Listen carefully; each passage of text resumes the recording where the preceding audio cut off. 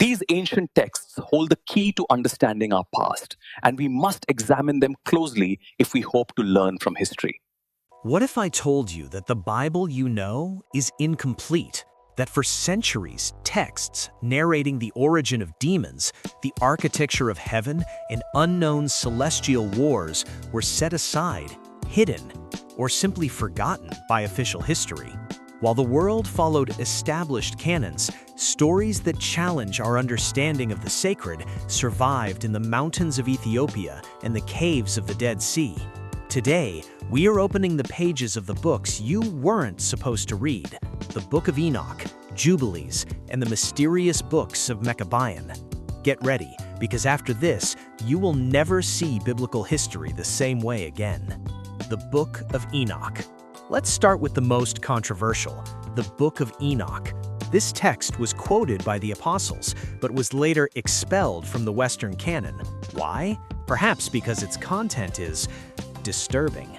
Enoch tells us the story of the Watchers, angels who, seduced by human beauty, descended to earth, taught humanity metallurgy, cosmetics, and magic, and fathered the Nephilim, cannibalistic giants who nearly drove our species to extinction. This book doesn't just fill in the gaps of Genesis regarding the flood, it takes us by the hand through celestial dimensions.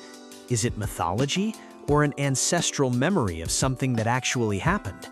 The Ethiopian church is the only one that kept it alive. But what else do these texts hide about time itself? The Book of Jubilees. If Enoch is the book of space secrets, the Book of Jubilees is the book of time. Known as the Lesser Genesis, this text claims to be a revelation given to Moses on Mount Sinai. Did you know the Jubilees divides history into exact periods of 49 years? Here, nothing is a coincidence. The book details the names of the patriarchs' wives, which Genesis omits, and reinforces laws that seem etched into the DNA of the cosmos. But there is one detail that made many uncomfortable: its insistence on a solar calendar. To change the calendar was to change one's connection with God. Was this book a tool of resistance against Hellenization?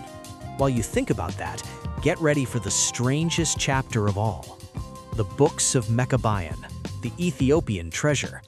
Many confuse these books with the Maccabees found in the Catholic Bible, but the books of Maccabean from the Ethiopian Bible are unique in the world. They don't narrate the revolt against the Greeks, but rather stories of spiritual resistance and martyrdom under tyrant kings. Here, we meet characters like Achabiah, who prefers death over betraying his faith. It is a raw narrative, full of courage and a theology you won't find anywhere else on the planet. Why did Ethiopia preserve what the rest of the world discarded? Perhaps because they understood that truth isn't always what empires dictate. Conclusion and reflection. Enoch, Jubilees, and Maccabean teach us that faith and history are much richer than official versions allow us to see. These apocryphal books aren't just curiosities, they're windows into an ancient spirituality that refuse to be silenced. In the end, the question isn't why they were excluded, but what it says about us today that we continue to seek them with such a thirst for answers. If you're fascinated by discovering the hidden secrets of history and texts that defy time, subscribe and hit the bell icon. We're unearthing the truth, one video at a time. Now, I want to hear your opinion.